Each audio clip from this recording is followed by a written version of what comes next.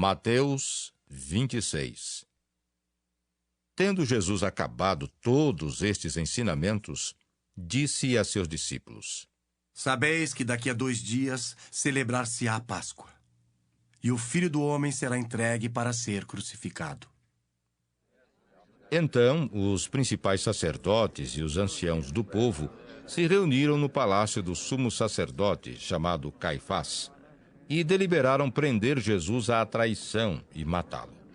Mas diziam: Não durante a festa, para que não haja tumulto entre o povo.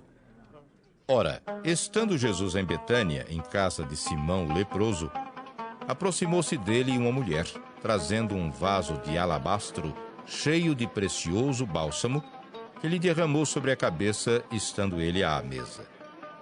Vendo isto, indignaram-se os discípulos e disseram: Para que este desperdício? Pois esse perfume podia ser vendido por muito dinheiro e dar-se aos pobres. Mas Jesus, sabendo disto, disse-lhes: Por que molestais esta mulher? Ela praticou boa ação para comigo. Porque os pobres sempre os tendes convosco, mas a mim nem sempre me tendes. Pois derramando este perfume sobre o meu corpo, ela o fez para o meu sepultamento. Em verdade vos digo, onde for pregado em todo o mundo este evangelho, será também contado o que ela fez para a memória sua. Então um dos 12, chamado Judas Iscariotes, indo ter com os principais sacerdotes, propôs: Que me quereis dar e eu vô-lo entregarei? E pagaram-lhe 30 moedas de prata. E desse momento em diante buscava ele uma boa ocasião para o entregar. No primeiro dia da festa dos pães asmos, vieram os discípulos a Jesus e lhe perguntaram: Onde queres que te façamos os preparativos para comeres a Páscoa? E ele lhes respondeu: Ide à cidade ter com certo homem e dizei-lhe: O mestre manda dizer: O meu tempo está próximo. Em tua casa celebrarei a Páscoa com os meus discípulos. E eles fizeram como Jesus lhes ordenara e prepararam a Páscoa. Chegada a tarde, pôs-se ele à mesa com os 12 discípulos, e enquanto comiam, declarou Jesus: Em verdade vos digo que um dentre vós me trairá. E eles, muitíssimo contristados, começaram um por um a perguntar-lhe: Porventura, sou eu, Senhor? E ele respondeu: O que mete comigo a mão no prato, esse me trairá. O Filho do Homem vai, como está escrito a seu respeito. Mas ai daquele por intermédio de quem o Filho do Homem está sendo traído. Melhor lhe fora não haver nascido. Então Judas, que o traía, perguntou: Acaso sou eu, mestre? Respondeu-lhe Jesus: Tu disseste. Enquanto comiam, tomou Jesus um pão e, abençoando-o, o partiu e o deu aos discípulos, dizendo: Tomai, comei. Isto é o meu corpo. A seguir, tomou um cálice e, tendo dado graças, o deu aos discípulos, dizendo: Bebei dele todos, porque isto é o meu sangue, o sangue da nova aliança derramado em favor de muitos, para a remissão de pecados. E digo-vos que, desta hora em diante, não beberei deste fruto da videira, até aquele dia em que o hei de beber, novo convosco no reino de meu Pai. E tendo cantado um hino, saíram para o Monte das Oliveiras. Então Jesus lhes disse: Esta noite todos vós vos escandalizareis comigo, porque está escrito: Ferirei o pastor e as ovelhas do rebanho ficarão dispersas. Mas depois da minha ressurreição, irei adiante de vós para a Galileia. Disse-lhe Pedro: Ainda que venhas a ser um tropeço para todos, nunca o serás para mim. Replicou-lhe Jesus: Em verdade te digo, que nesta mesma noite, antes que o galo cante, tu me negarás 3 vezes. Disse-lhe Pedro: Ainda que me seja necessário morrer contigo, de nenhum modo te negarei. E todos os discípulos disseram o mesmo. Em seguida, Foi Jesus com eles a um lugar chamado Getsêmani e disse a seus discípulos: Assentai-vos aqui enquanto eu vou ali orar. E levando consigo a Pedro e aos 2 filhos de Zebedeu, começou a entristecer-se e a angustiar-se. Então lhes disse: A minha alma está profundamente triste até a morte. Ficai aqui e vigiai comigo.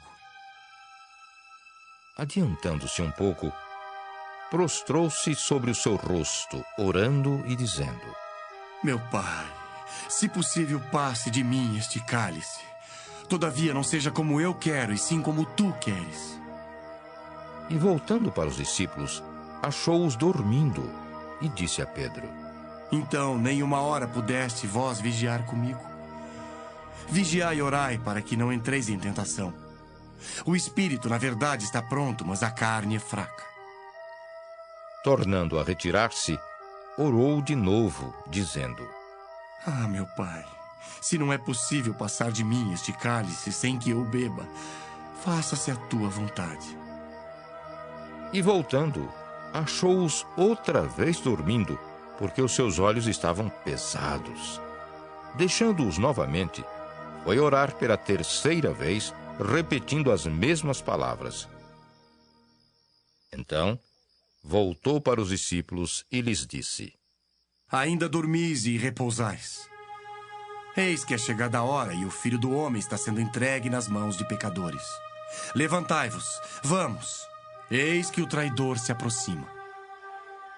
Falava ele ainda, e eis que chegou Judas, um dos 12, e com ele grande turba com espadas e porretes, vinda da parte dos principais sacerdotes e dos anciãos do povo. Ora, o traidor lhes tinha dado este sinal: Aquele a quem eu beijar é esse, prendei-o. E logo aproximando-se de Jesus, lhe disse: Salve, mestre. E o beijou. Jesus, porém, lhe disse: Amigo, para que vieste? Nisto, aproximando-se eles, deitaram as mãos em Jesus e o prenderam.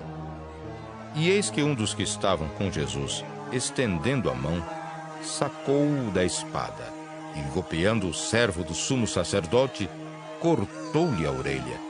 Então Jesus lhe disse: Embainha a tua espada, pois todos os que lançam mão da espada, a espada perecerão. Acaso pensas que não posso rogar a meu Pai, e ele me mandaria neste momento mais de 12 legiões de anjos? Como, pois, se cumpririam as escrituras segundo as quais assim deve suceder? Naquele momento, disse Jesus às multidões: Saístes com espadas e porretes para prender-me como um salteador? Todos os dias no templo eu me assentava convosco ensinando e não me prendestes. Tudo isto, porém, aconteceu para que se cumprissem as escrituras dos profetas. Então os discípulos todos, deixando-o, fugiram. E os que prenderam Jesus o levaram à casa de Caifás, o sumo sacerdote, onde se haviam reunido os escribas e os anciãos. Mas Pedro o seguia de longe até ao pátio do sumo sacerdote, e, tendo entrado, assentou-se entre os serventuários para ver o fim. Ora, os principais sacerdotes e todo o sinédrio procuravam algum testemunho falso contra Jesus, a fim de o condenarem à morte.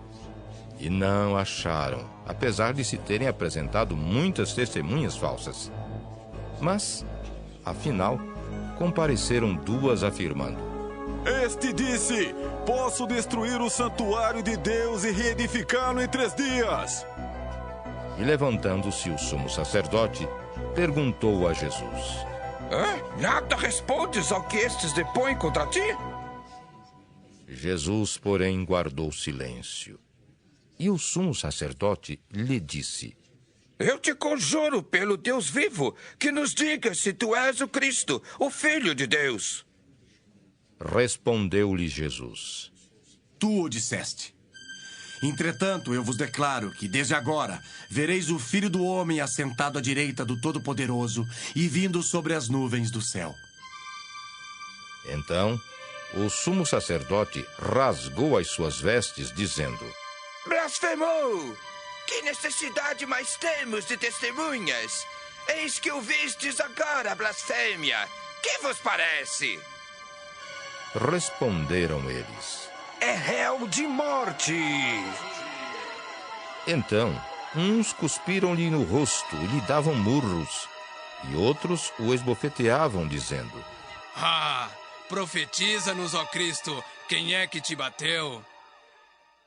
Ora, estava Pedro assentado fora, no pátio, e aproximando-se uma criada lhe disse: Também tu estavas com Jesus o Galileu.